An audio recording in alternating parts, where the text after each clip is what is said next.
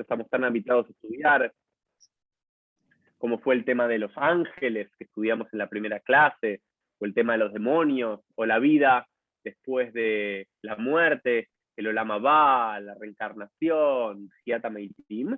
También la idea es escuchar diferentes voces, no solamente la otra cara del judaísmo, sino diferentes voces del judaísmo. Y para este encuentro, en esta noche de Sukkot, lo invité al rabino Manes Kogan para hablar de un tema particular, que como ustedes habrán visto en el título, son los que llamamos en hebreo Anshei Maaseh, hombres que tienen la capacidad de hacer milagros, curanderos, milagreros, no sé qué término le gustaría al rabino Manes dar cuenta en español de este fenómeno, y vamos a estudiar con él algunas historias de estos Anshei Maaseh del Talmud, y también cómo volvieron a aparecer en el hasidismo, en el misticismo. Así que, rabino Manes, ¿cómo estamos como introducción? Bien, bien. Estaba pensando si me invitaste por eso de la otra cara del judaísmo, ¿no? Es como que yo soy la otra cara del judaísmo. Todos esos temas que nombraste son todos muy cercanos a mi corazón. Me gustan todos, pero no son muy populares en ciertos círculos racionales, ¿no? Yo soy del último bastión de los que creen en todas esas cosas. Así que está bien que me invitaste, Uri. Te llamo Uri, Así todos es. te llaman Uri, o te llaman Rabino Uri. ¿Cómo te llama la gente? Uri está bien, Uri. Uri está bien. Uri está Uri bien. está bien. Uri is good enough. Así que, Manes, comencemos con en la historia judía, o no sé cómo lo pensás en nuestro encuentro, pero la idea es, nosotros estamos acostumbrados a que la guía fundamental del judaísmo en los últimos 2000 años fue el rabino, el jajam, el sabio. Un sabio que conocía la Torá, que conocía el Talmud, que conocía la Halajá, que ayudaba a la gente, que acompañaba a la gente, pero a través de su sabiduría y de su juicio. Pero frente a este modelo de liderazgo hay otro tipo de liderazgo, que es esto que llamamos Anshei Maaseh. Contanos un poquito de dónde surge, si aparece en el Tanaj o aparece por primera vez en los textos rabínicos clásicos. Contanos un poquito de eso y después vayamos viendo algunas historias de estos personajes y algunas lecturas tuyas al respecto. Bueno, lo primero que podemos compartir es que hay un judaísmo oficial, que es el judaísmo que hablas vos, el judaísmo de los rabinos, el judaísmo de Maimónides, el judaísmo, el judaísmo organizado, el judaísmo sinagogal, el judaísmo estructurado de alguna manera, que es el judaísmo que conocemos o que más conocemos porque es el judaísmo que tiene la prensa, que tiene la escritura, que tiene la capacidad de poder transmitir las ideas y que también censura al otro judaísmo. Ese no es solamente un modelo judío, es un modelo que también sucede en la Iglesia Católica, por ejemplo, con grupos alternativos que el oficialismo no quiere reconocer. Entonces en el judaísmo también hay un oficialismo. El oficialismo son los rabinos, el oficialismo es la autoridad alágica. Y hay otro judaísmo que es un judaísmo popular, que es el judaísmo que atrae más a las masas, que atrae más a la gente del pueblo, y el líder es un líder distinto. Es un líder donde la fuerza no está en su conocimiento de la Torá ni de la ley judía, sino en, vamos a decir, en una fuerza espiritual o en la capacidad de poder transformar la realidad desde otro lugar. Y ya eso se encuentra en la Biblia. En la Biblia tenemos lo que se llama los profetas. La segunda parte del Tanaj, de la Biblia hebrea, se llama los profetas, Nevi'im. Y están divididos entre Nevi'im Rishonim y Nevi'im Aharonim, los primeros profetas y los últimos profetas. Pero la división también no es solamente temporal. los segundos profetas, los profetas posteriores, Isaías, Jeremías, Ezequiel, Amós, son profetas que la fuerza de esos profetas es el mensaje. Ese profeta que le gustaba a Heschel, ese profeta que digamos, que hace de la Haftará de la primera mañana de Yom Kippur.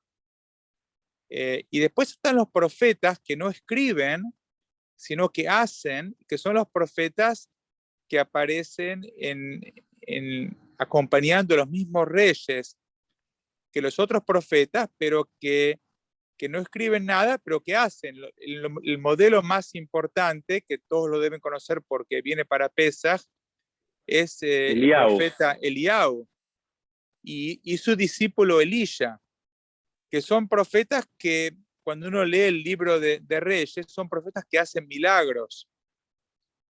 Y lo que quiero agregar es que todas esas fuentes son fuentes que en general no se estudian mucho, porque la oficialidad no tiene muchas ganas de hacernos ver la parte, digamos, milagrosa de estos profetas, porque no sabemos mucho cómo digerirla. O sea que el judaísmo, vamos a decir que en este paralelismo que está haciendo entre Nevi'im, entre profetas que aparecen el siglo IX, VIII, antes de la era común, teníamos a los que después van a ser el modelo rabínico que tiene que ver con el mensaje, con la ética, con la ley, como Isaías, Mijá y demás, y por el otro lado los otros profetas que van a ser como los antecesores de los Anshei Maaseh, de estos hombres que hacen milagros. Y para los que no conocemos mucho, Manes, contanos algún milagro, ¿no? De los más conocidos de Eliyahu o de Elisha del Tanaj, para, si bien no está en la currícula oficial, tenemos este encuentro cada tantas semanas, una vez por mes, de la otra cara del judaísmo, para dar a conocer un poquito. Así que contanos un poquito alguno que te guste especialmente. Por ejemplo, vamos a empezar con uno fácil, que lo hacen, creo que Eliyahu y Elisha los dos. Tienen que cruzar un río. El río tiene agua. Se sacan la capa, ¿no? El manto, y lo apoyan en el río y se abre el mar, por ejemplo, se abre el río, que es un modelo de Moisés, ¿no es cierto? Que ya lo conocemos. Pero acá es incluso menos ligado a la figura de Dios, a Dios. Es ellos, tocan el agua y el agua se abre. Reviven muertos, por ejemplo. Multiplican el aceite. Son historias, para mí son historias fantásticas, son historias fascinantes que le gusta a la gente, a mí me encantan, pero a los rabinos no les gusta mucho porque implica que alguien puede ser especial sin estudiar. Eso que te quería marcar, ¿no? Eso me parece uno de los puntos interesantes de por qué los rabinos se oponen, porque es una oposición. Si el judaísmo, si los rabinos son el oficialismo, estos hombres que hacen milagros son la oposición constante de esos. Ponen en jaque esta idea de que para ocupar un lugar de liderazgo hay que saber, ellos no necesariamente tenían que saber, pero también a mí me da una noción, decirme si estoy equivocado o no, que quizás fueron corridos de nuestra tradición, porque todas estas historias me suenan a mí muy, muy cristianas, o por lo menos que el cristianismo le dio mucho más énfasis que el judaísmo, ¿no? Porque estos milagros también lo encontramos en los evangelios cristianos de Jesús prácticamente. Sí, vamos a decir que Jesús era también, de acuerdo a los evangelios, yo no soy cristiano, por eso para mí el Nuevo Testamento no es una fuente de autoridad, pero es también un Ish Maaseh en ese sentido. Hace exactamente lo mismo que hace el profeta Elisha y que hacen los Anshei Maaseh de su época. Jesús, ¿quién era? Era un judío de la Galilea. Y en la Galilea es donde estaban los Anshei Maaseh. Que dicho sea de paso, la Galilea era la periferia. La Galilea era el lugar pobre. La Galilea era donde estaban los ignorantes. Frente a Judea y Jerusalén, ¿no? Y el centro era Judea, el centro era Jerusalén, y en la Galilea era el interior, digamos, ¿no? Lo voy a decir así, como sé que no es muy politically correct, pero es es lo que era eso, estaba afuera. La gente más pobre, la gente más ignorante, y de ahí de ahí vino Jesús, vino Nejunia Benacaná, vino Janina Mendoza, vino Jonia Meaguel, eran todos del norte. Y ahora, ya que entrando en... Sí. No, ya que entrando en estos nombres, ¿no es cierto? Porque tenemos a Eliyahu, Elías, ¿no? Como figuras de profetas que se dedican a hacer milagros y no entregar mensajes éticos, ¿no? Como característica. Y después llegamos al siglo I, al siglo II de la era común, con personajes judíos, vos nombrás de la Galilea, que también eran conocidos no por su erudición, ¿no es cierto? Recién nombraste uno, querido Manes, Rabbi Janina Mendoza, que recuerdo, ¿no? En Pirkei Avot hay una frase muy importante de Janina Mendoza, que habla de que es más importante tener Maasim Tovim que Jochma, que es más importante tener buenas acciones que sabiduría. Y eso no lo recordaba, así que te agradezco. No recordaba esa Mishnah de Pirkei Avot, te agradezco. Sí. De nada, son $10, pero lo solucionamos. Aparece esta Mishnah de Janina Mendoza, y claramente lo dice Janina Mendoza, ¿no? Siempre que lo leo, es porque él era eso, para él era más importante las buenas acciones que la sabiduría. Porque aparte no era, aunque lo llaman rabino, Rabbi Janina Mendoza, en realidad era un Ishmaasé, Janina Mendoza, que era más conocido por hacer milagros que por su jochma, por su sabiduría. Entonces, como el modelo en disputa es sabiduría versus milagros, o conexión con Dios a través de la Torá y su estudio, o conexión con Dios de una forma más íntima y más de tefilá, ¿no? Sí. No tengo mucho para agregar, pero voy a tratar de intentar algo. Lo primero que quiero decir es que la dicotomía es entre el hacedor de milagros y la sabiduría, la parte, no la ética. Los rabinos, Rabbi Janina Mendoza, Jonia Meaguel, también tienen una conducta ética, y en las historias vemos incluso Elías y Eliyahu que pueden operar justamente porque tienen una conducta ética. La conducta ética es muy importante, es parte de la posibilidad de hacer milagros. No es suficiente ser una persona ética para hacer milagros. Hay gente que puede ser, no sé, Mijá, una persona ética, un profeta ético, y tal vez no es el fuerte de él hacer milagros. Pero sí es necesario, tiene que estar ese ingrediente. Entonces las historias más lindas, por ejemplo, de Janina Mendoza, e incluso las historias de Elías también, en el Tanaj, son historias donde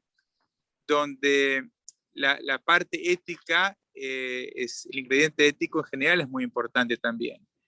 Y contanos entonces un poco, Manes, de estos personajes del siglo I, del siglo II, de la Galilea, de estos hombres que hacían milagros.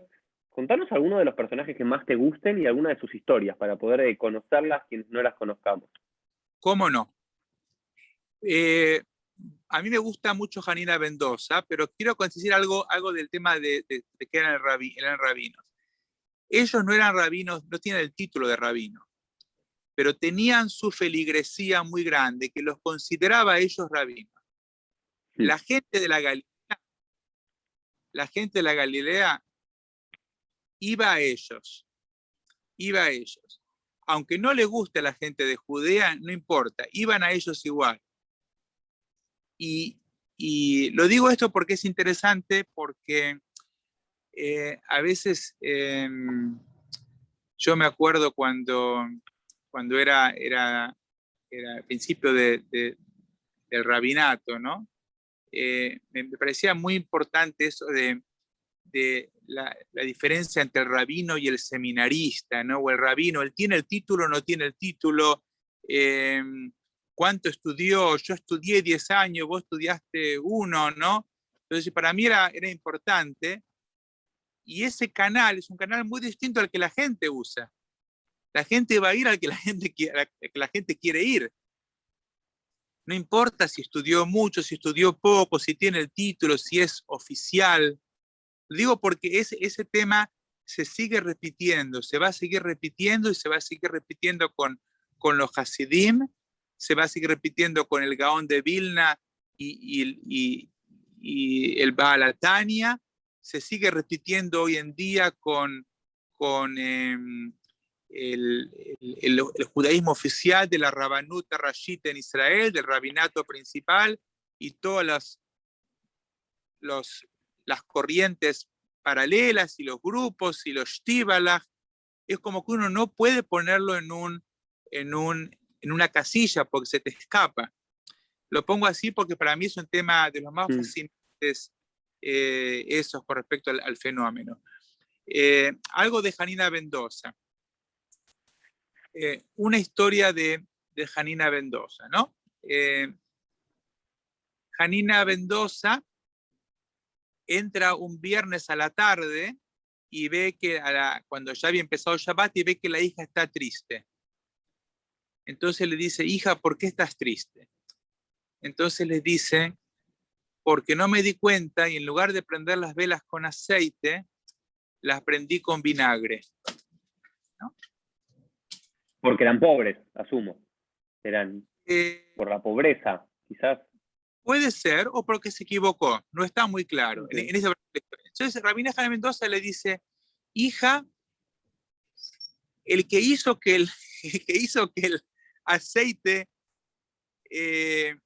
sea combustible, va a hacer que el vinagre sea combustible. Y la historia dice que esas velas ardieron todo Shabbat, 25 horas, hasta después de Shabbat, y se hizo Abdalá sobre esas velas. ¿No? Es una historia, ¿no? Donde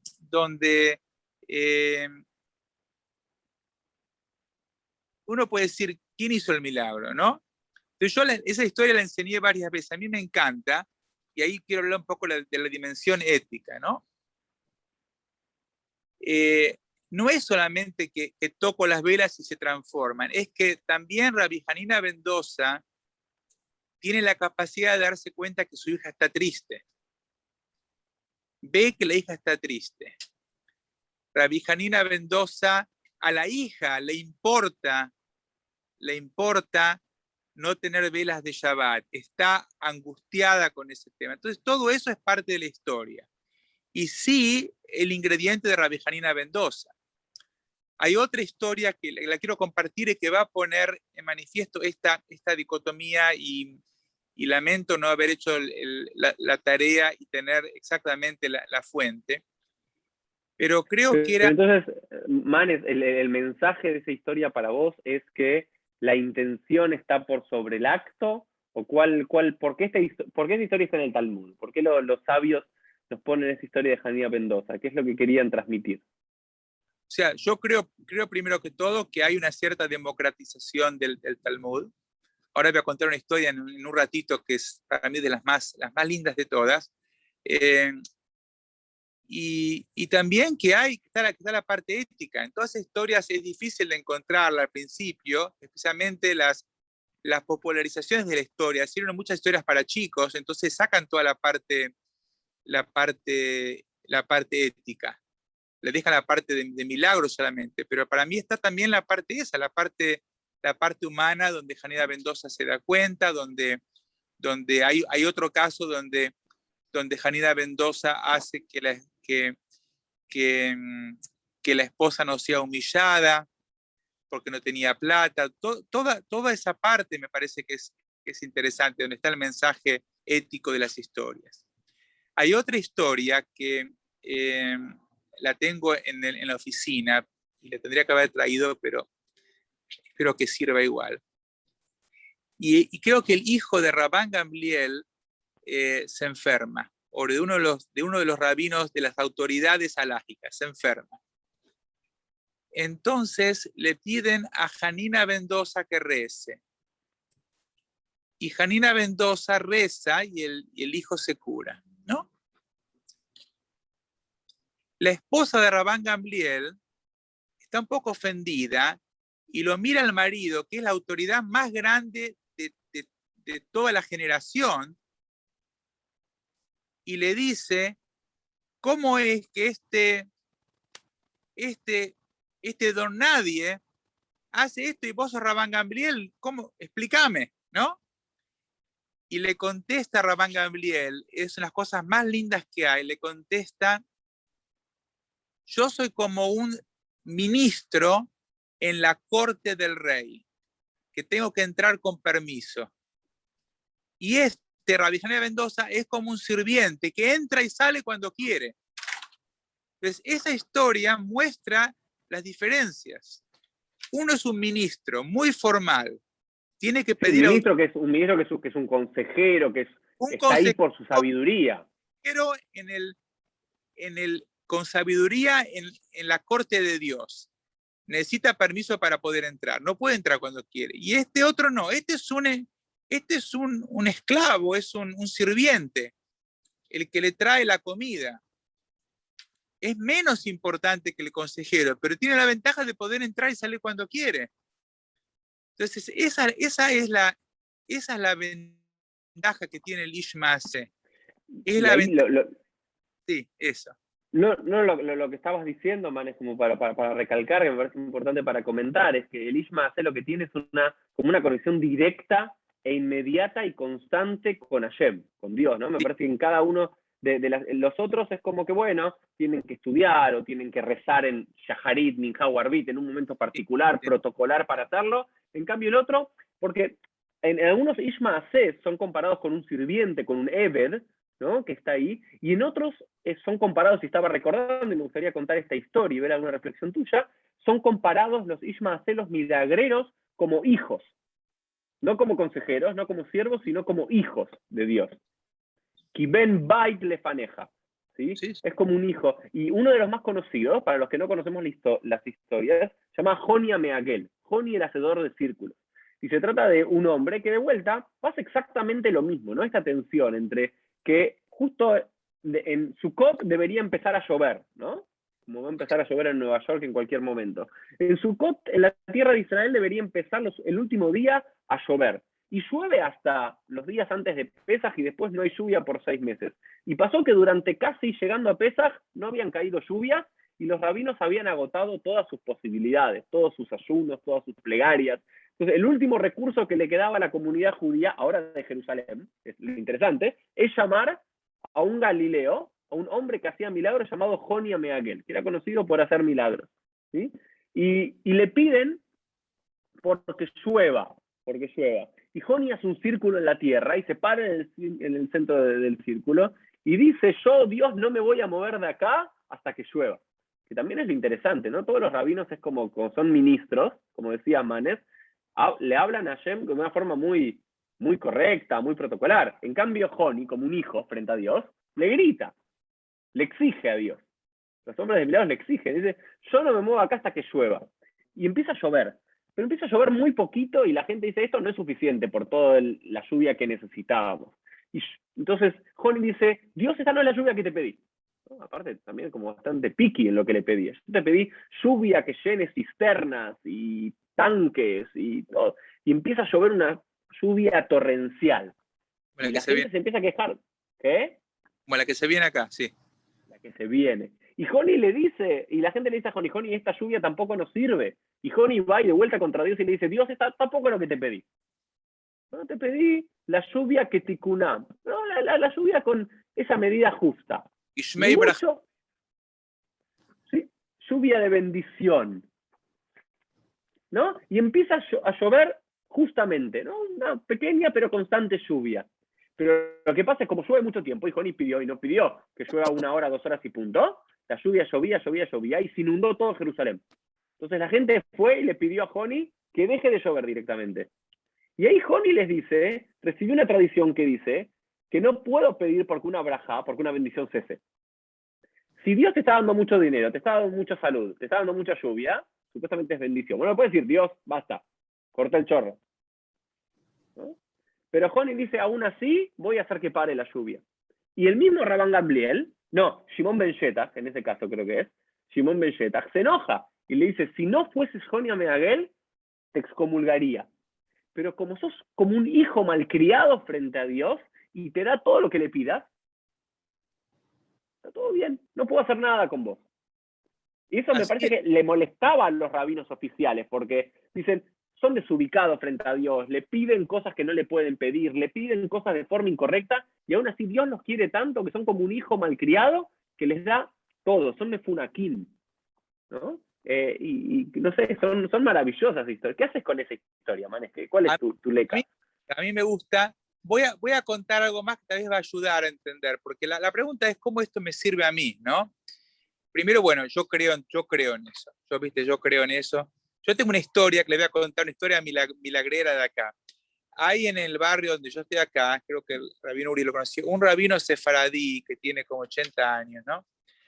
De esos, no diría que milagrero, pero digamos, no, no vendría bien en Nordelta, vamos a decir así.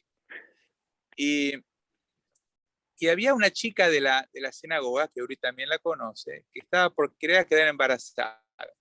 Entonces salíamos justo de la sinagoga, ¿no? Él es ortodoxo con el sombrero negro, todo, ¿no? Entonces salíamos, ¿no? Entonces yo le digo a esta chica, le digo, Esther, anda y pedirle una brajá al rabino, anda a pedirle una brajá. Y la empujé así. Y Esther fue y le dijo, me da una brajá así para... Y en 9 meses vas a tener un hijo varón, amén. Así le dijo, todo en inglés, ¿no? En hebreo le dijo así. Y se fue. Y a los 9 meses, a los 9 meses, al 9 meses le nació el hijo, ¿no? Como diríamos, creo reventar. Es una historia, la cuento, pero yo creo en esas cosas. Pero aparte, a mis hijos también los mando para Brajot, ¿no? Eh, voy a lo de la tumba del Rebbe de Lubavitch, todas esas cosas que mis compañeros rabinos se burlan de mí. Pero lo que quiero contar que nos va a servir es entender esto que dice Rabbi Shimon Ben Shetach. Le dice, yo te excomulgaría, pero vos, ¿qué voy a hacer si Dios te quiere más? O sea, lo, lo, lo que tenemos que entender es que la idea de estas historias es que hay gente que es especial, que hay gente que nosotros decimos que está tocada por la varita mágica, que es especial y que no es especial por el esfuerzo que hizo, sino que tiene un gen, la palabra en hebreo es gen, que tiene un carisma, una gracia, tiene un don, una dote, tiene algo que no lo podemos poner en palabras, pero que es algo que toda la, la, la personalidad lo transmite, que sale para afuera, ¿no? Yo la historia Y eso molesta un poco, ¿no? Para quien no lo molesta, tiene, ¿no? Y aparte hablamos tanto en meritocracia, mientras más estudias, más te esforzás, más trabajás, molesta, mejor te va a ir, y hay molesta mucho. gente que tiene una habilidad especial o una gracia que es eso, Yo tengo una natural. historia acá estoy con Silvia, ¿no? Silvia. Hola, Silvia. Una historia de mi adolescencia que les voy a contar a todos, una historia de mi adolescencia. Y yo cuando era adolescente, yo quería lo que quieren todos los adolescentes, que son chicas, o sea, mi adolescencia, ¿no? Eh, y yo era un estudioso y era el mejor alumno de todo. Y había un amigo mío que era un vago que verdaderamente no... Hola. Sí, que era eso, era un vago, era un, viste, no, nada, no. Y, y sin hacer nada, por estar parado, las chicas iban para él, viste, era una cosa. Al final tuve que decidir hacerme amigo de él para digamos, tener las que a él no le gustaba, digamos, algo así, ¿no? Sé que lo que digo acá es políticamente incorrecto, lo digo para que se den una idea. Pero tiene que ver con esa gracia, tiene algo que no lo puedo poner. Yo te decía, no sé, había una canción, ¿no? Que era, ¿qué tendrá el petizo? No sé si se acuerda, es muy vieja, pero hay algo que uno no lo puede poner en palabras y que se transmite en la personalidad de la persona, que puede generar cosas, que puede hacer cosas. Eso le da mucha bronca al oficialismo, a la gente que estudia, a la gente que trabaja, a la gente que logró el puesto. Le da mucha bronca, le da mucha bronca. Una historia verdadera, no sé si conocen la historia yo la pude experimentar en Rusia, en Rusia, hubo siempre un rabino oficial. ¿Conocés la historia esta, Uri, o no? Hubo un rabino oficial. Ya está cayendo todo, están cayendo las ramitas de acá. Hubo un rabino oficial en la Rusia comunista. Y el rabino oficial estaba en la sinagoga principal de Moscú. Se llama de Coral, la sinagoga Coral, no sé si estuvo en Moscú. Creo que el rabino era Goldschmidt o Goldstein. En la sinagoga principal, y el rabino estuvo ahí, se bancó a todos los, a Khrushchev, a Brezhnev, se bancó a todos, ¿no? Y fue el rabino oficial. Y después estaba Chabad también. Chabad estaba Chabad, ¿no? ¿Cómo es? El Shtibele de Chabad, el rabino de Chabad. Y este era el oficial. El oficial significa que tenía la plata de gobierno, que tenía la representación, que era, ¿no? Y cuando vino Putin, el rabino de Chabad, que lo conocí también, se llama Berol Lazar, creo, tiene un carisma especial, distinto al rabino oficial. Que uno a veces lo ve en los rabinos de Chabad. Y por algún motivo que Rabbi Hanina Mendoza nos podría explicar, se hizo amigo de Putin. Yo lo conocía a los dos. Digo, puedo decirles que esta diferencia se daba. Sí, creo que me parece que todos nosotros los que estamos acá esta noche, Manes, creo que todos nosotros conocimos personas que tienen un aura especial, ¿no? Que de vuelta, sí, a todos nosotros nos es difícil comprender por qué esa persona es especial, pero sentimos que es especial, ¿no? La forma de mirar, la forma de hablar, la forma de ser, de presentarse, la sonrisa, ¿no? Creo que todos atravesamos en esta vida y creo que es un lindo ejercicio pensar quiénes son esas personas que no era que eran las personas más formadas o que tenían los puestos más altos, pero tenían algo, y tenían ese gen, esa gracia como estos Ishmael, ¿no? Y siempre siempre llaman la atención estas personas, y siempre son personas que uno quiere estar cerca, de alguna forma. Yo quiero terminar esta parte. Putin lo nombró al rabino de Chabad el rabino principal de Rusia. Lo nombró. Y ni te digo, ni les cuento la cantidad de dinero que empezó a fluir para ese lado. Porque no es solamente imagínate tenerlo a Putin de amigo, pues lo pueden googlear. Putin y Rabbi Lazar, creo que es Berol Lazar, lo pueden googlear, es una historia fascinante. Y yo fuimos a Moscú y me encontré con los dos rabinos, y el rabino, el otro, estaba loco, tenía una bronca, decía, yo soy el rabino, I am the chief rabbi. Y no le importaba, pero tenía un enojo, y era la oficialidad, se notaba que era la oficialidad, y tenía la sinagoga coral todavía, y la tarjetita, todo, pero no ayudaba. Es como que da un poco de lástima, ¿no? Cuando uno tiene que decir, yo, acá estoy, mírenme, ¿no? Pero bueno, lo mismo pasó con el hasidismo. ¿Por qué le da tanto enojo a los mitnagdim, a la oficialidad del siglo XVIII? Porque estos rabinos que no tenían la misma formación, aunque muchos eran muy bien formados, atraían a las masas. Entonces dejaban a ellos, iban a esta gente. ¿No? Sí.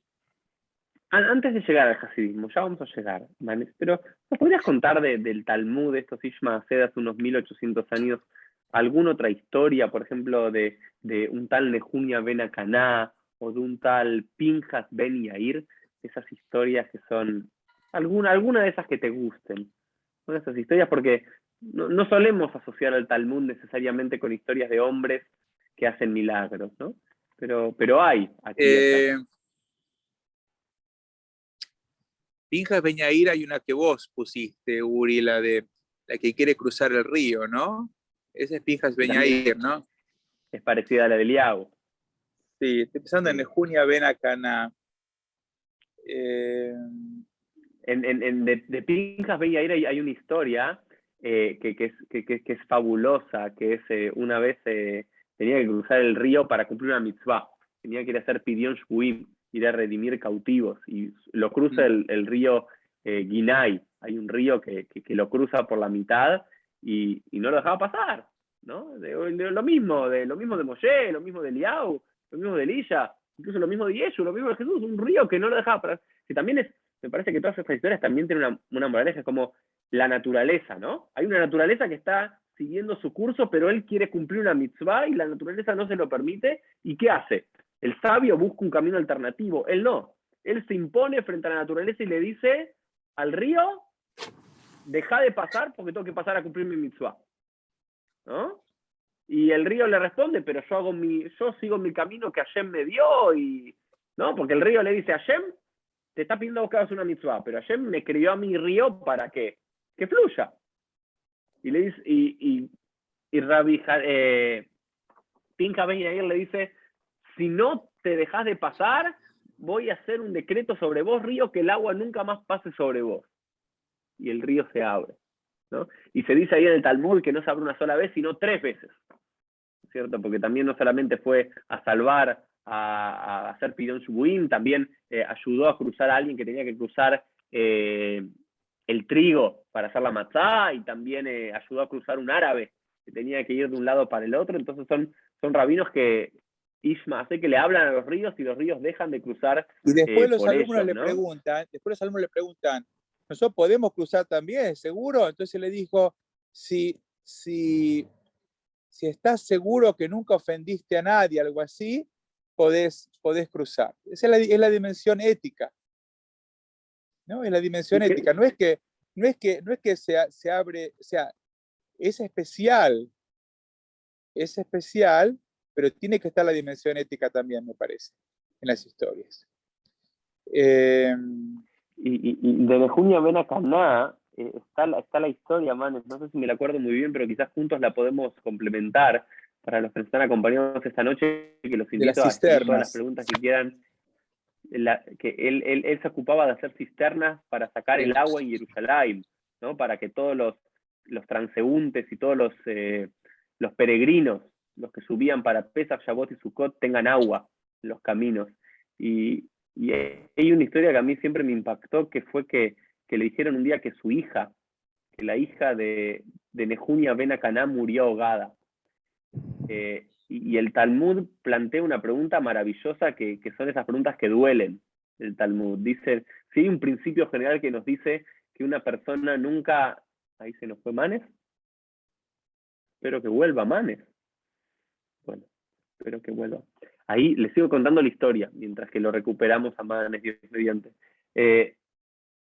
Rabbi Nejunia Ben Caná se ocupaba de que a la gente nunca le falte el agua, y sabía exactamente dónde golpear una piedra para saber dónde iba a estar la fuente de agua, y era el que proveía el agua de forma milagrosa para todos los que estaban en Jerusalén y llegaban ahí. Y se dice que su hija murió ahogada. Entonces el Talmud se pregunta cómo puede ser que aquel que cumplía una mitzvah del bien del agua, su simiente termine muriendo por causa del agua, ¿no? Y el Talmud deja esa pregunta de alguna forma, de forma abierta, ¿no? Denme un segundo, que ahí Manes, me parece que el teléfono se murió de él, y le voy a pasar el link. Un segundo, perdón. Estamos en vivo y en directo y pueden pasar estas cosas. Es otra historia maravillosa, ¿no? Ahora vamos a hacer que Manes se pueda conectar, pero hay muchas de estas historias. No están solamente los rabinos que con su sabiduría consiguen cosas y demás, sino estos hombres que hacen milagros, ¿no? Que tienen la capacidad de obrar numerosos milagros. Ahí está Silvia. Eli, ¿la pones a Silvia Kogan como confitriona, que es el celular nuevo donde está Manes? Silvia, Manes, ahí estás. Podés abrirte el sonido, por favor. A ver si podés ahí. ¿Ya estoy bien? Ahí estás, perfecto. Ahí te recuperamos. Gracias. ¿Qué haces con esa historia de Nehunia Ben Akaná, de que su hija muere, o se dice que muere a causa del agua, donde él Bueno, salvaba a la gente con son el agua? historias complicadas. Lo primero que quiero decir es que hay dos maneras que creo que el Talmud resuelve la historia, y una tercera que la voy a dar yo, que no sé si es la que les va a gustar o no, pero una que el Talmud lo resuelve y dice que no murió, que la salvaron. Porque es imposible que un tzadik que se haya encargado de proveer agua a tanta gente, que su hija muera en una cisterna. Es imposible. La otra versión es que creo que le encuentran algún pecado en Nehunia Ben Akaná, ¿no? Si mal no recuerdo, algo que no había hecho bien. Entonces por eso fue que Dios es muy exacto con los tzadikim y que no les perdona, ¿no? A mí, o sea, no me termina de convencer ninguna de las dos. Lo que yo creo que hay, yo creo que estos personajes, incluso Jonia Meguel también en la historia, que no son perfectos. Es que gente que tiene una vida imperfecta, una vida complicada. Janina Mendoza vivía en la pobreza. Uno quisiera asociar a toda esta gente con personas exitosas, ¿no? Donde todo les va bien, tienen fama, dinero y larga vida, pero no es así. Y eso no les quita el gen, el carisma, la gracia, el poder. Fijémonos, o sea, yo no voy a hablar de Jesús porque no es mi fuerte, pero Jesús no terminó muy bien. Y sin embargo, digamos, fama no le falta, digamos. Es maravilloso eso que contás. Nunca me había percatado de que todos estos Ishmael, estos hombres que hacían milagros, tenían esa capacidad, pero todos sufrían, ¿no? Unos sufrían la pobreza, Jonia Meguel sufrió el abandono y la soledad, ¿no? Todos Hay una otros historia, la muerte de uno de sus hijos, ¿no? Interesante. Hay una historia fascinante que sé que la conoces y que la gente de acá también la conoce, obviamente. Es la historia de que Lubavitch, el Rebbe de Lubavitch, el último Rebbe de Lubavitch, no pudo tener nunca hijos. Y las cosas más conocidas que él hacía es que daba bendiciones para que la gente pudiera tener hijos. Y esta historia, no sé si es verdad o no, pero la podemos corroborar en un momento. Y alguien le preguntó cómo es que el Rebbe, que ayuda a tanta gente para que pueda tener hijos, el Rebbe no tiene hijos, ¿no? Entonces, una respuesta que escuché es que cada judío era un hijo de él. Y la otra es que un Rebbe no puede hacer milagros para sí mismo. No se puede hacer milagros para sí mismo. Esa última es maravillosa, ¿no? Esa noción, que puedo hacer milagros, que la capacidad que Dios me dio, ¿no? Ese don, que también es interesante. No lo eligen, ¿no es cierto? No es una... Lo tienen, y aún aunque lo rechacen, está. ¿O no? Hay otra historia, Uri, que es muy parecida en Maseje de Barajot, en el Talmud, de Rabbi Yohanan, que era la oficialidad también, ¿no? Para mostrar que esto no era, la dicotomía no es una a la otra, ¿no?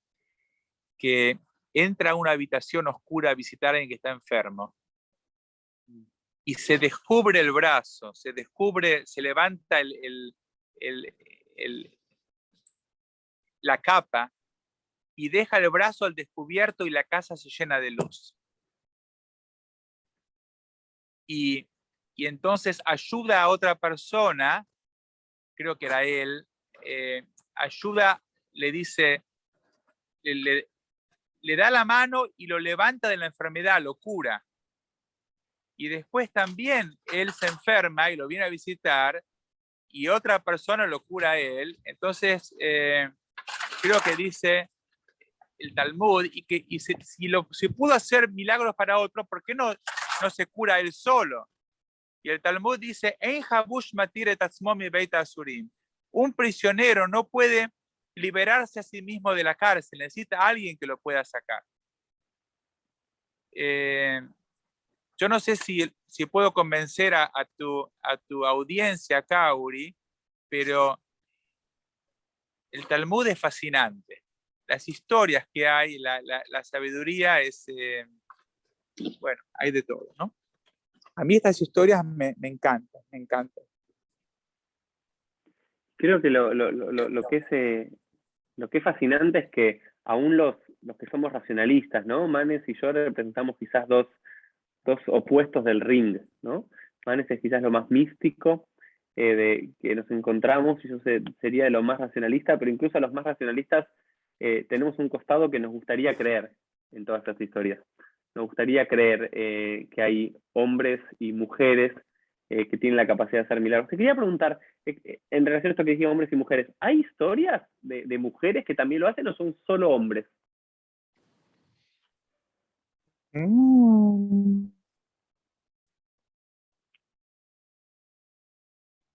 Se congeló para que no se haga contestar. Bueno, la literatura. Ahí te estamos perdiendo, Manes.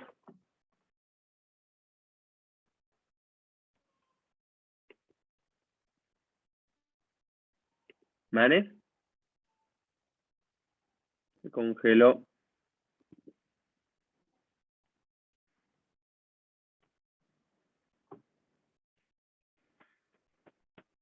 ¿Manes? ¿Estás por ahí? ¿Lo escuchan ustedes a Manes o no? No. Congeló. Bueno, vamos a ver qué dice esta pregunta. Se les fue la señal. Bueno, Hola, hola, hola. Hola, Manes. ¿Dónde estás? No. Te veo, pero no te escucho. Te escucho, pero no te veo. Bueno, voy a ver si me puedo mover un poquitito. Bueno, dale. Eh, Entonces me decías.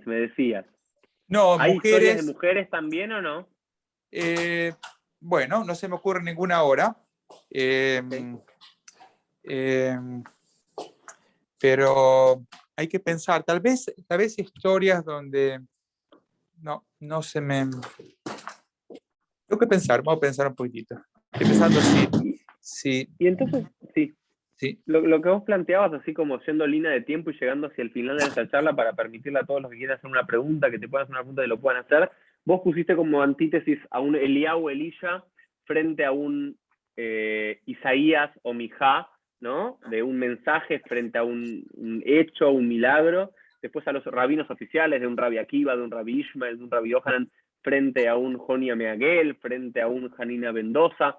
Y después tenemos, muchos siglos después, en el siglo XVIII, los rabinos hasídicos, que son como también los rebes, los tzadikim, como de alguna forma descendientes espirituales de estos hombres que hacían milagros, y los mitnagdim, los que se oponían.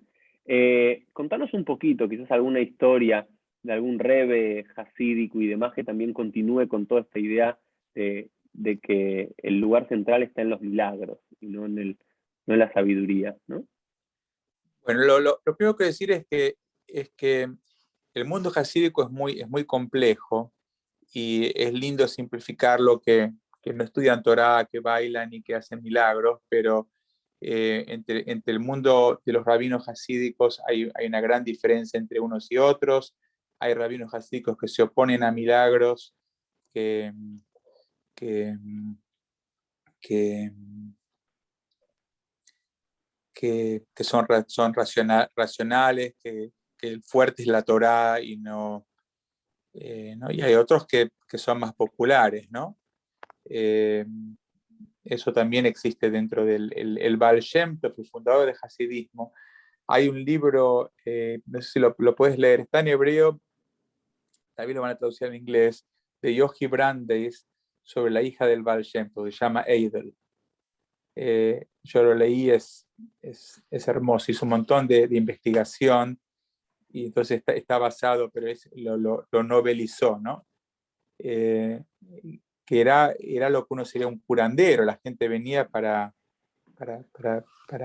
buscar curaciones, ¿no?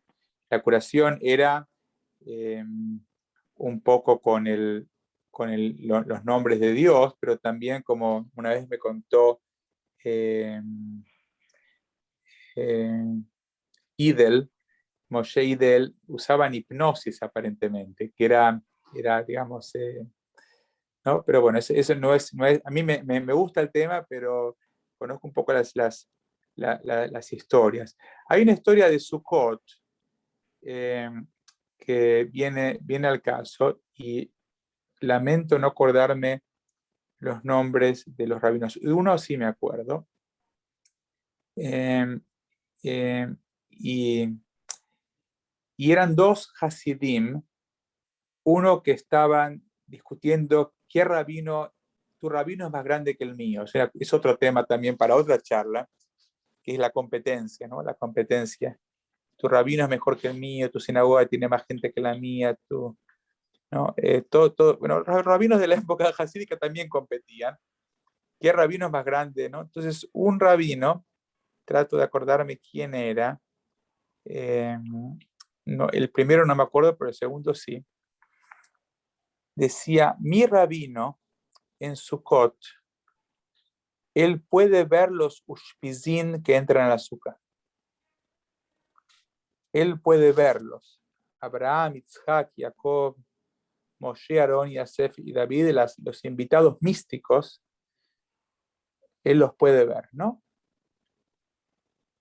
Y el Hasid del Rebbe de Kotsk dijo, mi rabino no los puede ver, pero cree que están. En otras palabras, el primero dice, el mío es muy grande porque tiene esa capacidad mística de poder verlos. Y el otro dice, el mío es más grande porque no tiene esa capacidad mística, pero tiene una fe para creer que están igual, ¿no? Eh, eh, pero bueno, ese es un ejemplo que me viene a la mente ahora, ¿no? Una de las cosas que, eh, que cuenta en Shevche Abesh, que es un libro de alabanza del Baal Shem Tov, es que tiene que cruzar dos montañas, y las montañas se le cruzan, se le viene una al lado de la otra y puede cruzar, ¿no? Como puede cruzar un precipicio. Bueno, es el poder de comandar a la naturaleza, lo que decías vos antes, ¿no? Yo quiero decir que esto se ve muchísimo, muchísimo en cierta medida el judaísmo conservador, reformista de todo el mundo, es el producto del judaísmo alemán, que es un judaísmo racional, antimístico, antimilagrero. Gran parte del judaísmo ashkenazí también tiene esa influencia. Y el judaísmo sefaradí de Dota Mizrach, que no pasó por la experiencia de la escala, tiene mucho más acceso al tema de milagros. Por eso uno va a ver todo el tema de la fuerza del jajam, del rabino, en el mundo sefaradí, el tema de la brajá, de la bendición, de poner las manos, ¿no? El tema de tocar, ¿no? Es un tema muy, muy, muy fuerte, muy, muy fuerte, que yo lo tengo acá en el barrio donde yo vivo, ¿no? Y la gente de mi sinagoga no sabe cómo comerlo, no sabe cómo digerirlo, no lo puede entender. No puede entender el tema de dar dinero y con el dinero conseguir cosas, de hacer donaciones, de tocar, de repetir frases, la repetición de la frase, hay que hacerla 3 veces, hay que decirla 6 veces, ¿no? Todo tiene que ver con las encantaciones, con el... Uno lo ve en la magia, ¿no? También. Eh, no sé si estoy ayudando con esto, ¿no, Uri, lo que estoy explicando, pero... Sí, no hay que buscar o ayudar y demás. A ver, yo, por un lado, a mí lo que me gusta y la propuesta siempre de estos encuentros es descubrir otra cara del judaísmo, ¿no? Y entender que esto también es parte de nuestra herencia, ¿no? Porque muchos estamos acostumbrados a decir, no, nuestro judaísmo, el racional, el intelectual, el alágico, el del estudio y demás, ese es el judaísmo. Y todo lo demás son boberías, son bubemaises. ¿Sí? Ese es para el pueblo, ¿sí? Para el AMJA, para los ignorantes. Y entender que esto también es parte de nuestra tradición.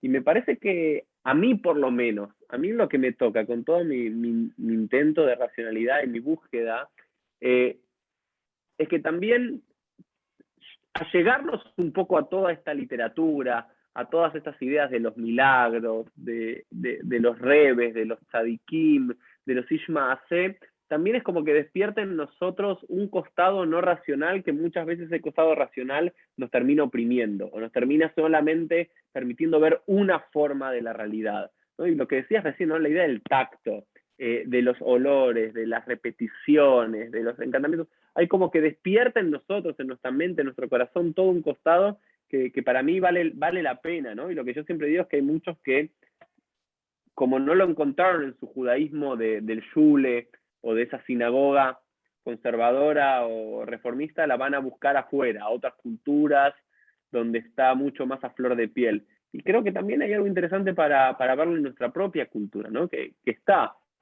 ahí Yo como diría, sí, sí. oposición, pero que está a flor de piel también. Te voy a contar una anécdota. Yo tengo nada más que tres horas más, pero me pasó esto ayer, ¿no? Yo voy caminando por la calle acá, por una avenida que se llama Union Turnpike, usted debe acordar, en Queens, y no voy con la equipa, nos invitaron a Sucota a una casa, voy caminando y hay un señor en una parada de colectivo, ¿no? Y me dice, no en inglés, ¿no le puede dar una bendición a un goy? Me dice, así me dice, ¿no? En inglés, ¿no? Él no sabe que yo soy rabino, ¿no? Pero me voy con la equipa, ¿no? Él es un no judío que se llama goy a sí mismo, ¿no? Entonces yo estoy pensando lo que voy a hacer, así rapidito, estoy con Silvia y con Ilan. Entonces me paro, me doy vuelta, me acerco y le digo qué necesita, qué cosas no necesita. Dice, tengo problemas de dolores, tengo esto, ¿no? Me dice, ¿no? Entonces yo le doy una bendición, ¿no? Le digo que Dios lo bendiga y que pueda, ¿no? Le digo en inglés porque en español no sabía, ¿no? Pero, y que todas las cosas que necesita que puedan ser solucionadas, ¿no? Y en ese momento, ¿no? Él me mira y me agradece, ¿no? Siente como que el rabino le dio una bendición. Yo estoy operando, no todo que yo creo en eso, ¿no? Pero yo estoy operando desde mi lugar de autoridad, desde esa relación que armento, y desde ese lugar es que puedo hacer una diferencia.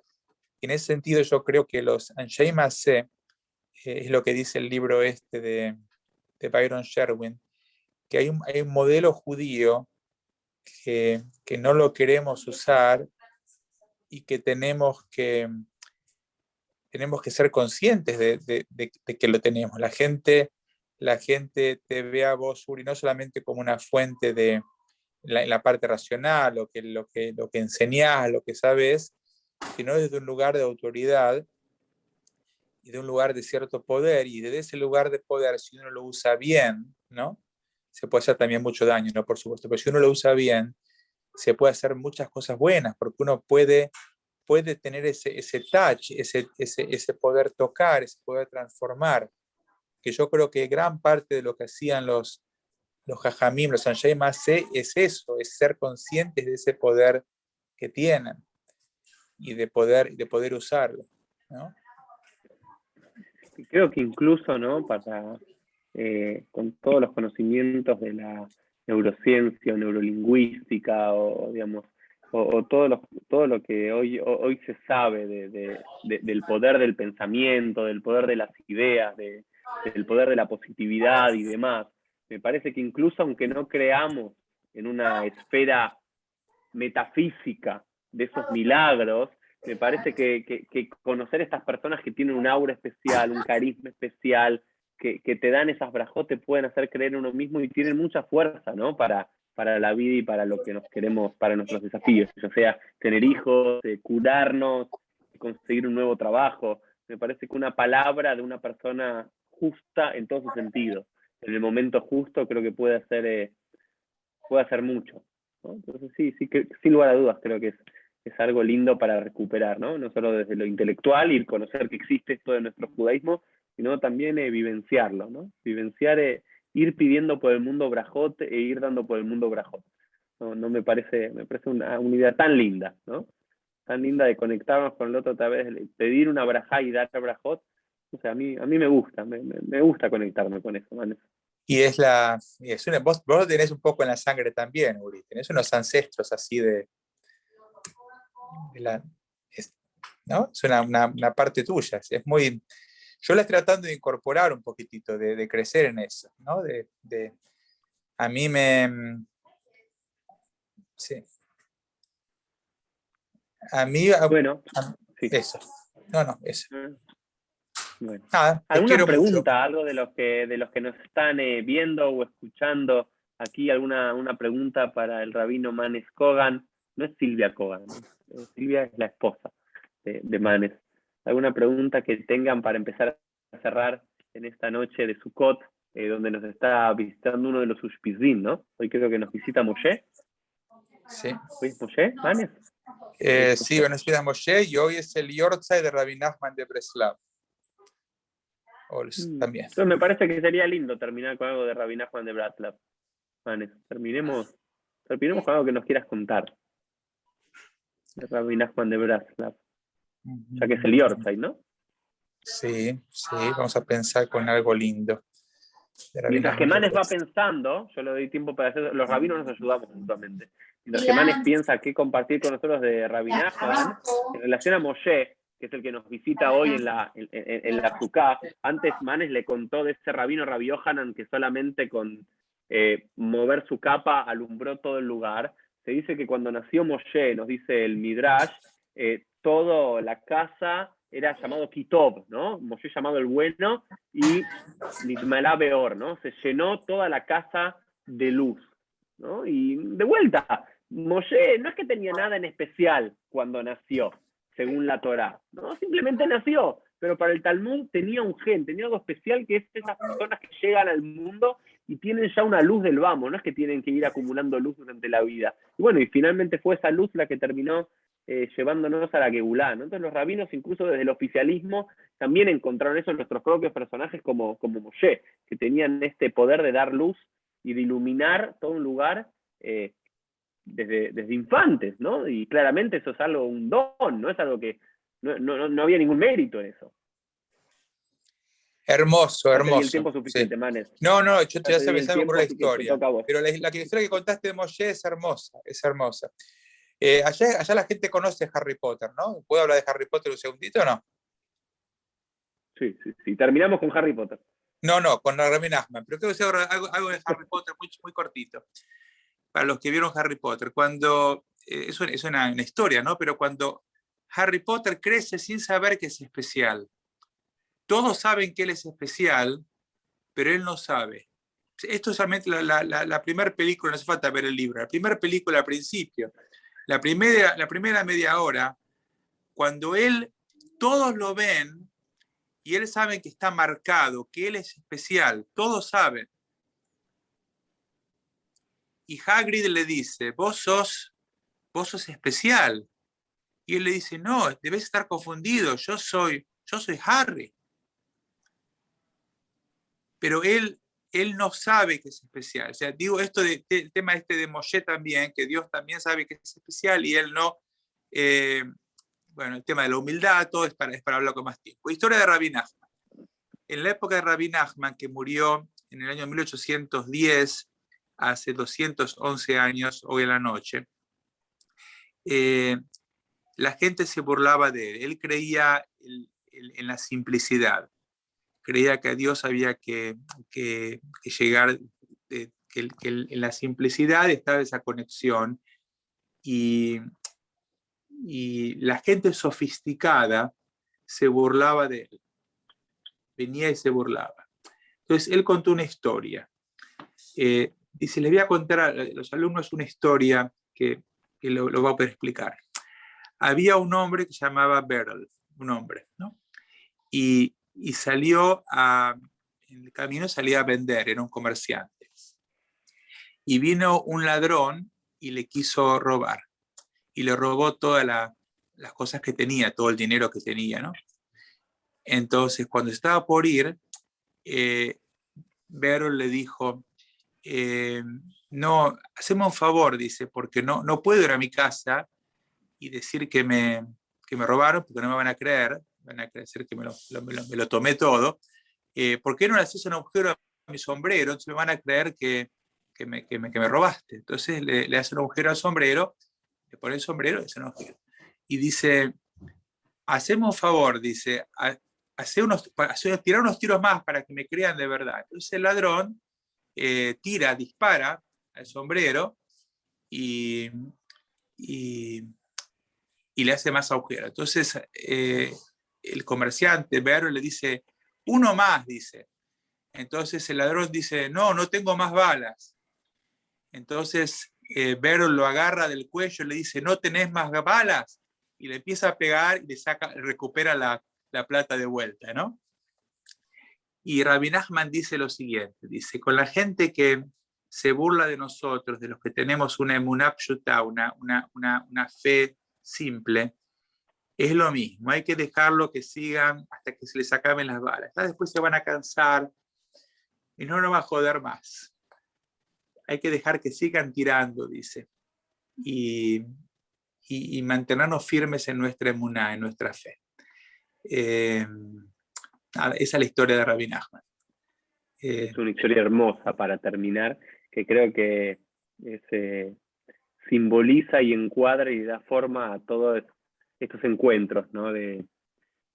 de la otra cara del judaísmo y especialmente a esta de los milagros y demás, que tiene que ver con la emuná pshutá, con la fe simple, ¿no? Y creo que hay, si bien lo intelectual es importante y los que me conocen a mí saben lo que me importa, el desarrollo intelectual, espiritual y racional, creo que volver a una fe simple y no desdeñarla desde un intelectualismo y desde un dedo acusador, desde lo que sabe, y dejar que cada uno crea en lo que cada uno crea que le hace bien a la Neyamá.